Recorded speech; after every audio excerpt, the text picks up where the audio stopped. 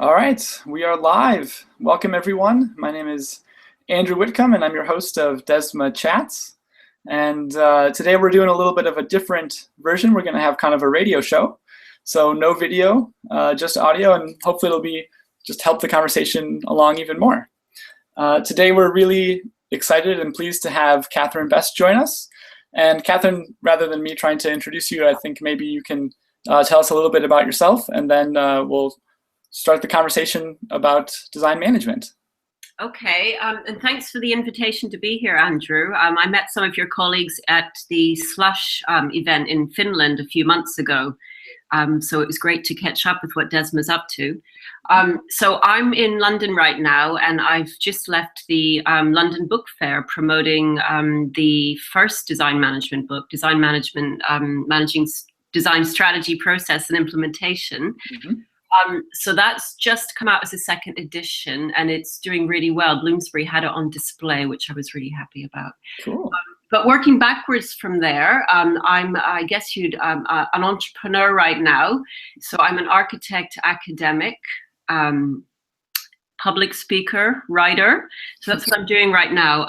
Loosely around design management. I must admit, I'm evolving quite a bit right now. So before I was kind of a leading writer, thinker, academic in design management, I was an architect. And I'm going back to some of my roots, which is about looking at very large scale infrastructure projects. Mm-hmm. That's what I'm interested in right now. Okay. So I'm based in London, and I still do some teaching in different places, but I've taken a bit of a sabbatical, you could say. Okay. One of the things I can let you know now is I've got a new book coming out in about 2 months, and there'll be a launch in London for that. And it's kind of my new direction. Great. That way. So connecting back to the emerging economies part, one of the things I've been doing is spending time in different countries where the interpretation of design management doesn't exist or is very different than what certainly I've been used to, having grown up between Ireland, the United States and England. Mm-hmm. Where, they're developed economies. We have successful economies going through a lot of change right now. Mm-hmm. So I've been just kind of observing, and a lot of this is based on where I've been asked to go and do public speaking and just seeing what's happening in the world. Sure. Seeing how I can bring all those experiences together into a particular school of thought, you could say. Mm-hmm. Mm-hmm. But also I've got graduates all over the world that bring things to my attention. So one of the examples of this that's coming up is Binit Vaza in India brought to my attention something called Jugaad. Okay. Which a kind of an approach to frugal innovation, mm-hmm. And specifically with design management. It's doing things with whatever you have to hand at that moment. Yeah. A different type of innovation. It's probably less commercial and more needs-based, mm-hmm. but also it's tapping into a cultural aspect of how people express themselves. Sure. To fulfill an immediate need at that moment. So that's one example. The second is in Indonesia, there's an absolutely fascinating thing happening out there, grassroots, around the factories. So we think of Indonesia, one aspect from a design point of view is that there are an awful lot of things made out there. Mm-hmm. So if you go into any retail store, for example, and you look at the label of any clothing, the chances of it being in Indonesia are about 1 in 10. Okay. But around these factories are springing up individual entrepreneurs, you could say, people who work in the factories. They're not there because they're being creative. They're there as pure kind of staff to make stuff, as kind of white goods, you'd call it. And what they're doing is they're launching their own stands outside the factories with their own much more handcrafted, hand-created T-shirts. And it's a bit like a dragon's den. If they're successful, people buy them, they go on, they get picked up, they get spotted. So these kind of models are just absolutely fascinating, completely grassroots. There's no come up with a model and then develop something around it after. Uh-huh. And what I'm also, what's taken my interest is the whole idea of materiality. I'm going back to a very basic part of design, which is about what materials are you working with. I think we've been in a very service-led design thinking debate for quite a while now. Mm-hmm. There's also a parallel debate, of course, going on about the whole maker economy. Sure. But there's something interesting about, materials, where they come from, how you source that, how you make decisions about how you buy, but more importantly, place. Yeah. Materials of that place. So one of the places I still teach in is in Austria. It's a center of wood expertise. Why am I going to a center of wood expertise? Well, I'll tell you why, because it's got a really authentic approach to design management, which is about material innovation. Also, how can, that kind of keeps everything grounded. Yeah. It's real, it keeps it authentic. So so some of the stuff I'm also doing now is looking at, capturing these traditional skills, traditional knowledge. You could call it ancient wisdom if you wanted to, how materials are used, and how can that be protected, saved, but also celebrated by bringing in much younger designers, with a different way of looking at things, different interpreting materials, but also combining people working in completely different materials to bring a new type of innovation at a very pragmatic level. It's the kind of thinking, but on a very, very small practical level. Yeah. So nothing said there has any kind of commercial reality to it. This is all this is all kind of, I guess, more of an anthropological, philosophical lifestyle choice, as opposed to trying to find the next cutting edge of commercial design management reality. Yeah. Wow. I mean, I think you've brought up a lot of issues that we've been discussing as a group within DESMA. And, we each have our different individual research projects. So some people have really been drawn towards materiality and looking at very closely kind of how people engage with materials within organizations, and how that is kind of design management at its core in some ways. So I think it's really interesting that the other parallel between kind of what we're going through and what you brought up is, does design management really, the way we want to describe this? You talked about how a lot of design management has been kind of focused on services, and one of the things we've discussed within DESMA is, or has kind of been an ongoing conversation, is does some of the way that we try and describe design or design processes to fit in a management context, does that kind of abstract away from what happens in design? And really, one of the special things about design is working with very closely with materials and having a deep understanding of these things. So it's kind of interesting. I see a lot of parallels between what you're talking about and what we've started to talk about as a network in terms of looking at the future of design management. Yeah. Maybe it is going back to some of these kind of traditional ways of looking at design. Yeah, and I think the point of that is to be inclusive. So the evolution of design management will, by its very nature, be quite cyclical because of its history. It's always been a discipline that has, you could say, it's fallen between different stools. An integrator. So by default, it needs to go back and pick up pieces that perhaps it's, by becoming focused on itself as a discipline. It kind of needs to remember that design management exists because of what is around it. There's a gentleman in the United States I spoke to 6 months ago. He runs a leading commercial design consultancy. He has a very strong view that design management doesn't exist. It's just a fabricated concept.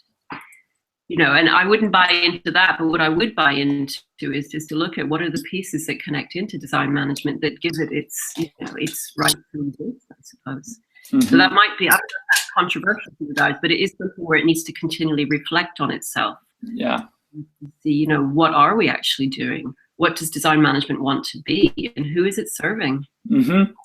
Yeah, I think that's a really interesting, but kind of it connects to the last point of what you brought up, the kind of pragmatic value and not always having very clear connections to the commercial world.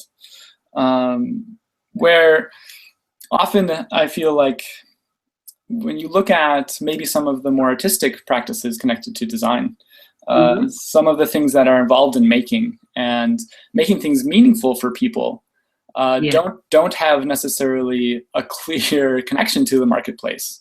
Are more about kind of expression and trying to say something through creating.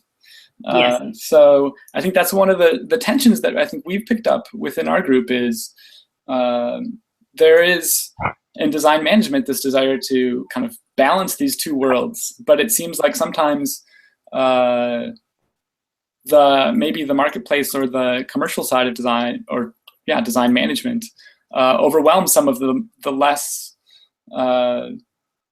value creating, or I guess value creating in the market sense of the term. Yeah, I think you've hit on something there, but I think as well, remember that there are certain areas of design management that are given more attention than others, and there's a lot of reasons behind that. There's an awful lot going on all over the world that we could consider to be design management, but it's not getting into the research journals. It's not being picked up in networks because it's just happening. It's happening organically. So I think, again, it's kind of chicken and egg situation, isn't it? Because you've got materiality on one hand, and then you've got the whole idea of models and modality. How are things being done? Sure. One's about, I guess, a process, of course, but also why need, meaning, all these words that you've picked up on. I think, looking at the whole concept of ecosystem is probably, for me, the way you can balance both of those sides. Because then that does bring it back, obviously, to the people, the process, the products, the services. But it also brings back to the culture of where something is located and the place and what is indigenous to there. What is historically indigenous, but also what could it be in the future? So Ireland's just launched a kind of DI 2015. They just launched a new website. Just to kind of go back and visit, what does design mean in Ireland? And its history has been craft, music, creativity, creative arts, not necessarily creative industries, but creative arts, creative. And there was a time when there was a kind of an introduction of design management and a much more commercial approach, design innovation through the universities there. But it's now going back to say, well, what are we? And this comes back to identity of place. One of the other things I'm interested in is that I don't really think there are these big models for the whole world. I think we all know that. It's got to be something localized, which means it's got to be improvised. For me, I notice that a lot of the teaching I do now, it's much more improvisational on the spot, just responding to what's happening where I am with whoever is in the room. Sure. So as an educator, it makes it really interesting from a preparation point of view. It's much more seat of your pants, but it's much richer in terms of an experience. And I've had that feedback from recent students. So I've been experimenting with some of the classrooms I've been in, which again will feed into some of the new approaches I'm going to be doing in the future. So yeah, I expect in the next 3 to 6 months to be I've kind of gone a bit quiet on the scene. I expect to be stepping out a bit more and being a little bit more, I guess, demonstrative of some of these new experiments I've been doing. That's really interesting. So a few of us have also been getting into teaching and dealing with some of these things as well. So I'm wondering, for people that are starting to recognize the importance of kind of local connections and improvisation and managing and designing without the kind of traditional strategic plan, but recognizing that a lot of it happens on the ground.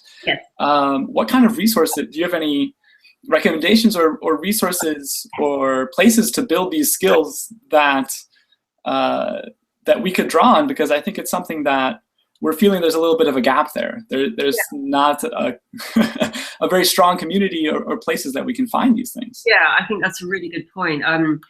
Well, I think to go back to models, we all know as academics that a model is an abstract thing that demonstrates how something works. It is not reality.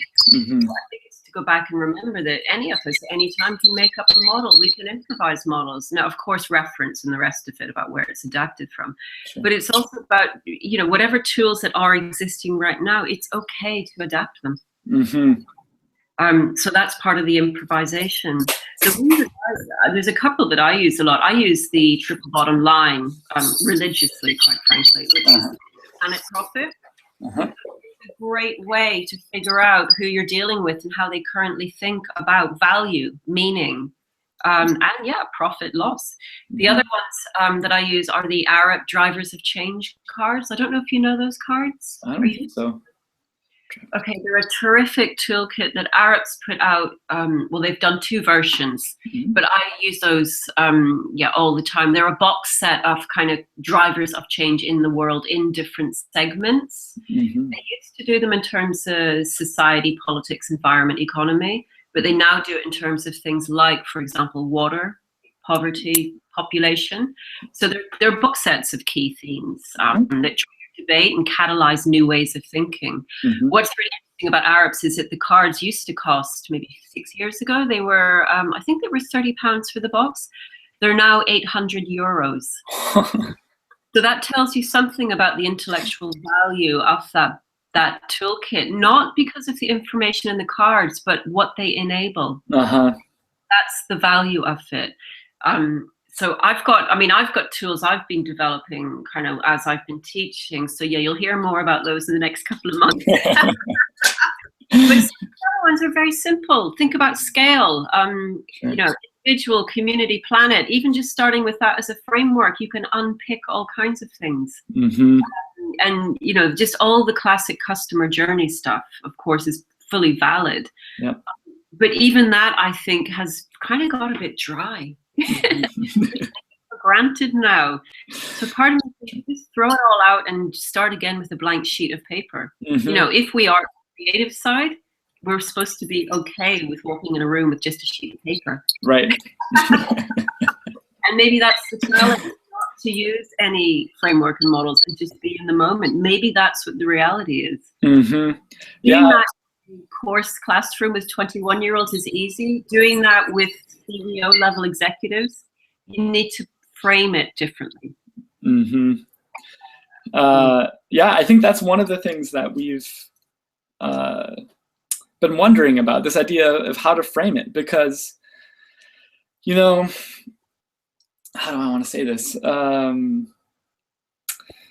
There doesn't seem to be a very strong infrastructure around this. Like you said, there are all sorts of things happening that are really interesting for design management, that are happening kind of on the margins or off the radar. And there's not a clear community around identifying and valuing and bringing those to the forefront, you know, kind of communicating them and disseminating them. So I think one of the things that we're trying to do with DESMA is look at, you know, do traditional models of kind of dissemination and communicating and kind of framing certain practices or activities, are those sufficient for some of these things that are a little bit more ephemeral or a little bit more practical, or are there other ways to look at dissemination? And I mean, one of the challenges that I think we come up against is, how do we make the argument for these alternative forms of dissemination within larger institutions, or do we need to look at kind of establishing our own organizations with our own channels that somehow legitimize or support the attention and celebration of some of these more marginal activities? Yeah, I'd say that my question to you would be, you know, who is your audience and what is your purpose for this? Is it to promote new frontiers for design management? I mean, what would you say is your purpose? Disseminate. Yeah, I mean, I think that it is something about, but you know, now new frontiers, people that are getting into design management and saying, there are these meaningful activities that I can't dive deep into because my university, for instance, has requirements on publications and publishing in certain kind of journals, and those are the kind of value systems that are judging whether or not I can have a job. So, you know, I think those are the people that we're trying to engage a little bit. The people that don't fit easily into an existing system. Well, I'd say that one of the conclusions I've come to, and obviously this is up to every individual to find their own way in their own career. We're all different. We're all unique. Sure. The academic model for how to succeed is a particular model that's created for the academic world. Mm-hmm. And I think that's where you get the clash with what happens with the stuff I'm talking about, which is much more about practicality and being in the moment, and being experiential, quite frankly. Mm-hmm. So one of the things I'm doing in the future is to run winter schools and summer schools that are 1 week experiential courses, and they will specifically be during your semester break. Mm-hmm. So that means staff and students can take part. It can be, it can be a secret trip they do. They go on retreat and come to this and they don't tell anyone. But also it's about, my purpose behind these as well is, I've been experimenting and researching, and I do call it research for the past years, but it has not been part of the formal academic community. Yeah. So I'm thinking to myself, how do I share that? How do I put that back in? Mm-hmm. Am I going to sit down and write a research paper for a journal with this? Probably not, because it doesn't fit the established, the framework of what is needed. The criteria. But there are other ways, and for me, it's much more about catalyzing new ways to think about things, and that's what I've decided is the direction I'm going to go in. Yeah. So I can work with a group of people that come on winter schools with me for 1 week, and they go away with a completely fresh way to think about design management. I've achieved what I wanted, and they'll have gone from that, which they can then take back into the requirements of whatever system they're working in, whether that's academic or commercial. We're just trying to find their way in life right now, Yeah. I mean, we're in a world right now with enormous changes going on, especially in the United Kingdom with the education here, with the introduction of tuition fees and all kinds of other knock-on effects from that. So one of the other things I really admire about what some of us define as emerging economies, I would question that term, are that people are much more entrepreneurial. They have to be. They're much more entrepreneurial about how they interpret design management, and where they take that, because they are responding to what they are seeing locally, as opposed to looking for the design management niche, which may not even exist, not in the form we think about it. I've just rambled on a bit there, but I hope I get some people out of that. No, I mean, I think it's great because, as DESMA, we are this network of some people positioned in universities, some of us are researchers positioned in practice, and a lot of us are just starting out our research careers and trying to find a niche. And so, for me, I'm currently a PhD student, but I spend most of my time at a design consultancy. Yeah. And so I feel like I'm in between these two worlds, and neither one is quite comfortable, because a lot of what I do is really hard to write about, and I don't have the kind of,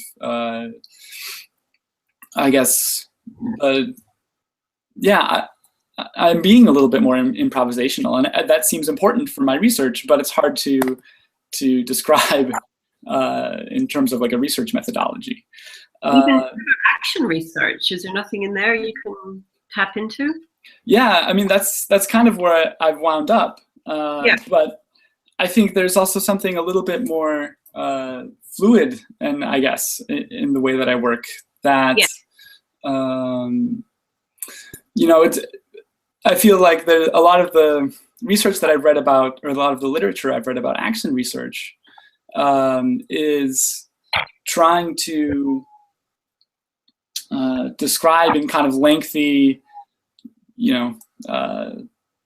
accounts of the action research process, where I don't feel like I necessarily have all that much time sometimes within practice. I'm trying to do research, I'm trying to figure things out, and we're already on to the next thing. So it seems like some of these frameworks, I don't feel comfortable calling it action research, because I don't feel like I can get into the same depth that they ask for. Yes, yeah. You're well, and also in that time, you could have just kind of got on with the research and done it. Yeah. Because again, it comes down to, you know, what is the purpose behind it? If you want to do research for a particular purpose, for example, an academic journal to be published, to build a PhD research career, that is a very particular approach. There are rules. Mm-hmm. There are many other ways to interpret research, which are for many other different audiences and for different levels of, you know, what is your satisfaction? What is your measure of success out of your research? Mm-hmm. Mine are different right now. I may go back to publishing again, you know, not in books, but in papers. But again, it comes down to, well, I would imagine in your design consultancy, the way they like you doing research is very different from the academic community. So I would argue that you probably do have a great opportunity to express two different sides of your kind of research hat. Mm-hmm. I'm guessing. I don't know if that's true or not. Yeah, I mean, I think there is that potential, and I certainly see it. And sometimes it's, you know, having the confidence and building that understanding over time. I feel like coming into a PhD and coming into this position, I had a certain vision of what research would be like.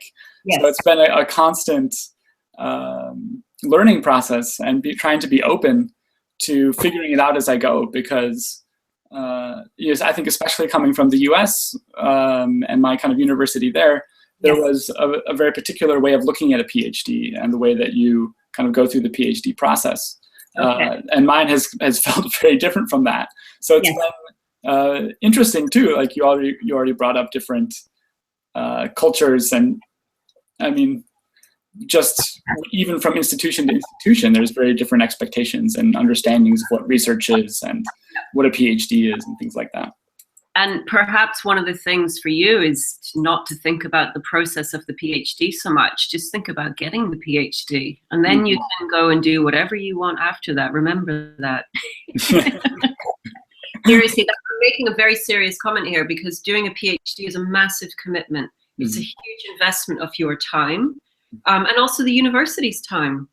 You know, it's a two-way. It's you know, so it's, if the purpose of a PhD is what, new knowledge, for you, it's probably to get the PhD. I would imagine.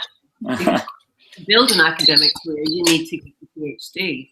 Right. And I focus on that. So how you get there, I personally, off the record, wouldn't worry about that so much. I know that's on the record, by the way.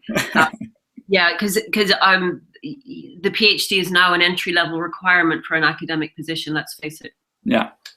So that is what is going on there. Mm-hmm. So I would keep it really simple, and that's advice for anyone doing a PhD right now. Just do it. Because whole world of different ways to look at research outside of that, which, you know, you just have to watch how much you take on at any one time. Mm-hmm. Well, I think that's great. A great bit of advice to close on, because we're at half an hour already. Perfect. So let's call it an episode. Kathryn, thank you very much for joining us again. Okay, and great to talk with you, Andrew. And yeah, for those of you who follow DESMA Chats, we'll be having another episode in May, and you can learn more at chats.desmanetwork.eu. So thanks everyone for tuning in, and see you next time. Bye. Okay, bye.